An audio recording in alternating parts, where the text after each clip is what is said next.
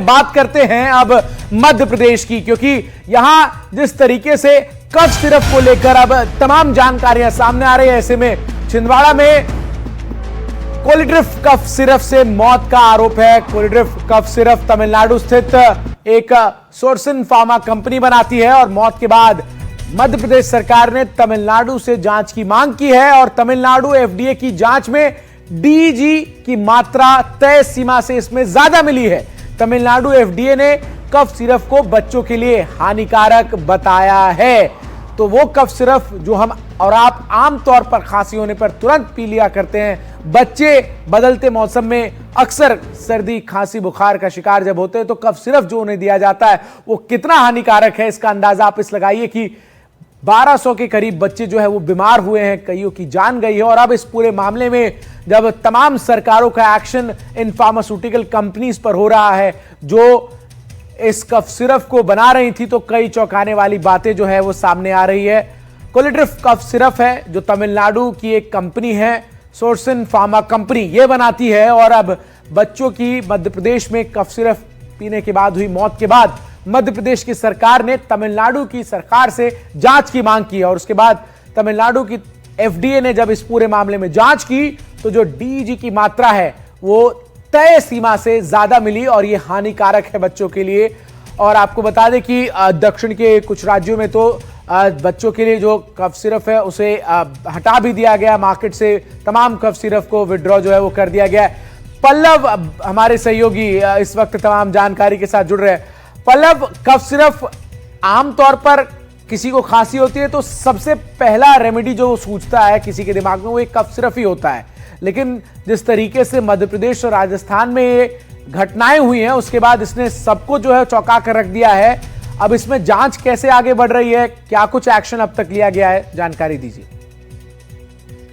देखिए चंदन, जब से राजस्थान और मध्य प्रदेश में 12 बच्चों की खांसी के सिरप पीने के बाद से मौत हुई है, उसके बाद से लगातार जो है लोगों के अंदर चिंताएं बढ़ गई हैं, खासकर कफ सिरप को लेकर कि आखिर क्या इसके पीने के बाद वाकई लोगों की मौत हो सकती है। और जब से ये मामला सामने आया उसको लेकर तमाम जो चाहे मध्य प्रदेश की राज्य सरकार हो या फिर राजस्थान की, उन दोनों जगहों पे जांच का जो है दायरा उसको बढ़ा दिया गया और केंद्र स्तर से लगातार इसकी जो है जांच की जा रही है।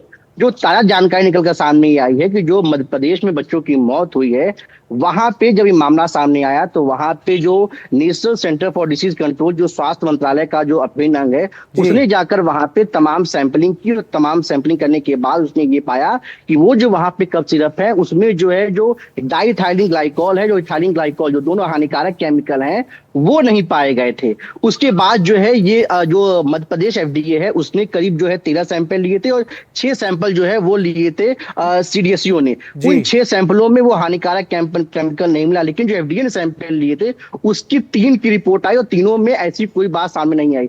इसके बाद जो है मध्य प्रदेश सरकार ने तमिलनाडु सरकार से ये मांग की कि वहां पे जो ये कंपनी है कांचीपुरम में उसकी जांच की जाए। उसकी वजह ये थी क्योंकि जो बिल्कुल पल्लव, तो लगातार कई खुलासे अब इस पूरे मामले में हो रहे हैं। बहुत शुक्रिया आपका तमाम जानकारी साझा करने के लिए। एक और बड़ी खबर इसी से जुड़ी आपको बता दें, कफ सिरप से बच्चों की मौत के मामले में अब एक्शन में राज्य सरकारें नजर आ रही है। मध्य प्रदेश सरकार ने बड़ी कार्रवाई की और मध्य प्रदेश में कोलिड्रिफ सिरप की बिक्री पर बैन लगा दी गई है। जांच रिपोर्ट आने के बाद यह एक्शन लिया गया है। साथ ही मुख्यमंत्री मोहन यादव की तरफ से कहा गया है कि दोषियों को बख्शा नहीं जाएगा। तो सरकार अब एक्शन में नजर आ रही है और ऐसे तमाम कफ सिरप पर बैन जो है वो लगाया जा रहा है। अनुराग द्वारी हमारे सहयोगी इस खबर के ऊपर तमाम जानकारी साझा करने के लिए हमारे साथ जुड़े। अनुराग, चौंकाने वाले तमाम जो मामले सामने आए कफ सिरप पीने के बाद बच्चों की बीमार होने के, और उसके बाद कुछ बच्चों की इसमें जान भी गई है। अब मध्य प्रदेश सरकार कैसे जांच की दिशा को आगे बढ़ा रही है और जो दोषी हैं उन पर कार्रवाई किस स्तर तक पहुंचेगी? देखिए, मुझे कुछ वक्त दीजिए ताकि मैं क्रमवार तरीके से बता पाऊं। और सबसे बड़ी बात, इस वक्त की सबसे बड़ी खबर है कि 9 नहीं 12 बच्चों की मौत हुई है जो हमारी जांच में पता लगा है। 2 और बच्चों के नाम दिव्यांश यदुवंशी और दूसरी जूदा यदुवंशी, ये भी दोनों नागपुर रेफर किया गया था, लेकिन इनका नाम जो बच्चों की मौत हुई है उसकी सरकारी लिस्ट में फिलहाल नहीं है। अब जो सबसे बड़ी बात है, जैसा आपको हमारे सहयोगी बता रहे थे, ऐसा नहीं है। दरअसल मध्य प्रदेश सरकार ने 1 तारीख को ही तमिलनाडु सरकार से गुजारिश की थी कि आप जांच कीजिए और उन्होंने छुट्टी के बावजूद 24 घंटे में ही जांच रिपोर्ट देकर बता दिया कि डीईजी यानी डाइइथाइल ग्लाइकॉल की मात्रा 48.6% पाई गई है और उन्होंने पूरे राज्य में इस पर बैन कर दिया। साथ ही साथ पुदुचेरी और ओडिशा को भी कहा कि अगर यहां से कोई दवाई गई है तो इसको रोक दीजिए। लेकिन मध्य प्रदेश के स्वास्थ्य मंत्री राजेंद्र शुक्ल लगातार पहले दिन उन्होंने क्लीन चिट दे दी थी कि कफ सिरप का कोई रोल नहीं है। कल भी उन्होंने कहा कि 3 सैंपल की जांच रिपोर्ट आ गई है, इसमें कफ सिरप की कोई भूमिका नहीं निकली है। लेकिन अब जब तमिलनाडु सरकार की रिपोर्ट को उद्धृत करके हम रिपोर्टिंग करने लगे हैं तो आज सुबह ड्रग कंट्रोलर मध्य प्रदेश के उन्होंने चिट्ठी लिखी है और कहा है कि पूरे राज्य में इस कफ सिरप को बैन किया गया है। इसके बाद मध्य प्रदेश के मुख्यमंत्री डॉक्टर मोहन यादव का भी बयान आया है। लेकिन कितना दुर्भाग्यपूर्ण है कि जब तक ये सरकारें हरकत में आती और जब तक वो कफ सिरप को क्लीन चिट देती रहती तब तक 12 बच्चों की मध्य प्रदेश में मौत हो चुकी है। और अनुराग, इस खबर को प्रमुखता से हम दिखा भी रहे हैं और लगातार आप तमाम जानकारी जब ग्राउंड जीरो से इकट्ठा कर रहे हैं तो उसका असर अब सरकार के एक्शन में नजर भी आ रहा है। बहुत शुक्रिया फिलहाल आपका हमारे साथ तमाम जानकारी साझा करने के लिए। छिंदवाड़ा में बीमार 8 बच्चों में से अब 7 की हालत नाजुक बताई जा रही है। नागपुर में बीमार बच्चों का इलाज जो है इस वक्त चल रहा है। छिंदवाड़ा में अब तक 9 बच्चों की मौत हो चुकी है। इसमें अपडेट अभी अनुराग द्वारी हमारे सहयोगी ने दिया कि जो मृतकों का आंकड़ा है वो 12 हो चुका है। तो इसको अपडेट हम आपको बता के कर दें कि जो मृतकों का आंकड़ा है वो मध्य प्रदेश में 12 जो है वो अब पहुंच चुका है। निहारिका हमारी सहयोगी इस वक्त हमारे साथ जुड़ चुकी है तमाम जानकारी साझा करने के लिए। निहारिका, अभी अनुराग ने बताया कि कैसे जो वहां के स्वास्थ्य मंत्री हैं वो कल तक ये कहते नजर आ रहे थे कि कफ सिरप की कोई गलती नहीं है, क्लीन चिट उन्होंने तमाम उन कंपनियों की दी जो कफ सिरप को बना रहे थे। एनडीटीवी ने जब प्रमुखता से जो तमिलनाडु सरकार की जांच रिपोर्ट है उसको दिखाया, उसके बाद अब आज चिट्ठी लिखी गई है। बिल्कुल, देखिए आप सही कह रहे हैं, आज चिट्ठी लिखी गई और उसके बाद मुख्यमंत्री डॉक्टर मोहन यादव ने भी मध्य प्रदेश में कोल्ड्रिफ्ट सिरप जो है उसे बैन कर दिया। लेकिन एक बड़ा अपडेट हमारे पास ये है कि मृतकों का आंकड़ा 9 नहीं है, उससे ज्यादा है और उसका क्या सबूत है हमारे पास वो तक हम दिखा रहे हैं। देखिए ये जो इस वक्त मेरे पास एक फाइल है, ये फाइल निहारिका, मुझे जानकारी मिली कि आपके साथ कुछ परिवार के सदस्य मौजूद हैं जो इस पूरे मामले में पीड़ित है, जरा उनसे भी बात करने की कोशिश कीजिए। जी बिल्कुल, दिखा रही हूँ, मैं वही बता रही हूँ जी। बिल्कुल, देखिए ये 7 साल के बच्चे की रिपोर्ट है। यहाँ पर कोल्ड्रिफ्ट सिरप उसको प्रिस्क्राइब किया गया था डॉक्टर प्रवीण सोनी के द्वारा। ये 17 अगस्त की फाइल है और 17 अगस्त की उसकी तबीयत जो बिगड़ी थी उसके बाद उसको कोल्ड्रिफ्ट सिरप दिया गया। सिरप देने के बाद उसकी हालत और बिगड़ी और किस तरह से उसने ये पूरी अपनी मौत की कहानी देखी और उसके बाद जिस तरह से उसकी हालत बिगड़ी वो बताने के लिए हमारे साथ उसके माता पिता भी मौजूद है। सर, क्या दिन था वो और क्या तारीख थी जब दिव्यांश की हालत बिगड़ी, उसके बाद आप उसको डॉक्टर के पास लेकर गए और कैसी स्थिति थी उसके बाद जो उसको कोल्ड्रिफ्ट सिरप दिया गया? 16 अगस्त की बात है मैम, उसको नॉर्मल बुखार आया था। 17 अगस्त को प्रवीण सोनी सर को दिखाए, उन्होंने 2-3 दिन की वो सायरप और टैबलेट दिए तो उसको कोई सुधार नहीं आया, बुखार चढ़ता उतरता था। तो 20 तारीख को फिर ले गए प्रवीण सोनी के पास, तो उन्होंने यही सायरप दिया था कोल्ड्रिप 20 तारीख को। 21-22 को पिलाए तो 22 तारीख की रात को 12 बजे के बाद उसको उल्टी आना चालू हो गई जी। तो हमने घबराहट के मारे उसको 23 तारीख को छिंदवाड़ा लेके गए।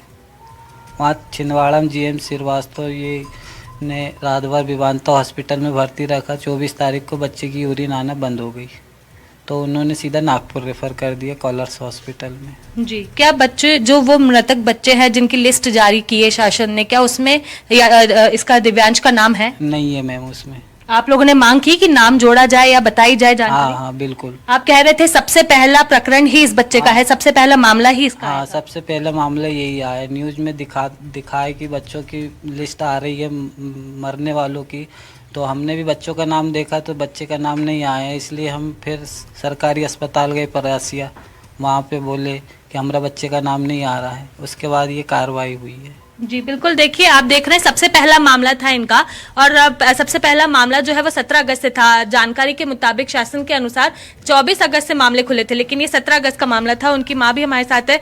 मैम, जब उसको कलर्स अस्पताल लेकर गए, नागपुर में भर्ती किया, उसकी स्थिति कैसी थी? क्या कारण हुआ कि डायलिसिस पर बच्चे को लेकर आना पड़ा?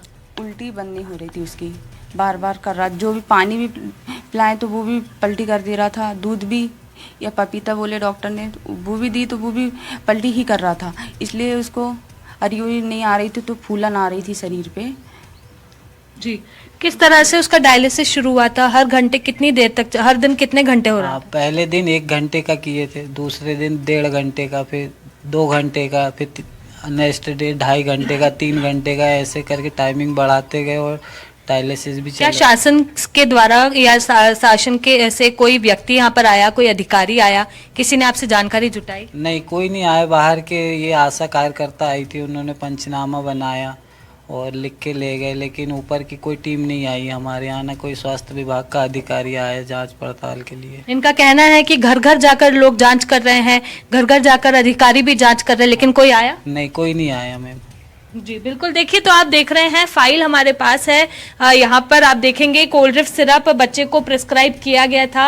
2 से 3 दिन तक कोल्ड्रिफ्ट सिरप दिया। उस सिरप के बाद उसकी हालत बिगड़ी। अगले डॉक्टर ने वो सिरप हटा दिया था, उसे कोल्ड्रिफ्ट सिरप नहीं दिया गया, लेकिन स्थिति इतनी बिगड़ी कि उसको नागपुर रेफर किया गया।